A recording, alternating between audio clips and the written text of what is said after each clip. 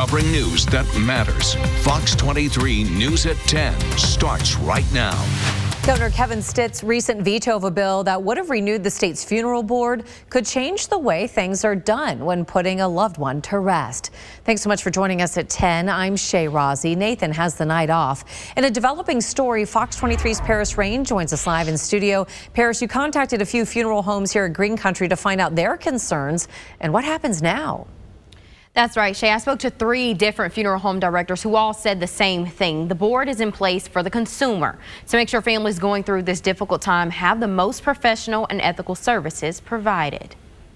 It's very scary because the thought of anybody just being able to perform those functions without any, without proper credentialing, education, oversight, to make sure they're professional and ethical people is a very scary job, because we don't want any family to have to face the consequences of it being treated improperly. Those are the emotions of Joseph Moore, president of both Moore and Fitzgerald Funeral Homes, following Governor Kevin Stitt's veto of House Bill 1029.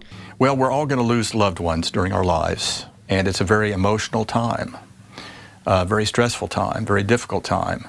And we need to be assured that our loved ones' remains will be treated in the most ethical and professional way. The bill extended the life of the Oklahoma Funeral Board through 2026. They handle things like inspections, financial oversight, and complaints, while making sure funeral homes are acting at the highest ethical and professional standards. People, when they lose a loved one, are in a state of grief, and they have trouble thinking clearly sometimes, and so they're subject to being mistreated and treated unethically by certain people, and we want to make sure that that doesn't happen. And the best way to make sure that doesn't happen is to have a specialized agency for that purpose. Funeral home director Keith Bigelow told me over the phone, it's almost like not having the police. The industry would have no guidelines, and anyone off the street can claim to be a funeral director, leaving families vulnerable. I also spoke with director Steve Mowry. He agrees, saying it all boils down to consumer protection and regulation of funeral homes, which is needed during such a difficult time for families. Governor Kevin Stitt issued this response as to why he vetoed the bill, saying before granting another sunset extension, the legislature should seriously evaluate where this board belongs and what its core duties should be. Until the funeral board becomes more accountable and responsive to legislative oversight, its continuation should not be rubber stamped.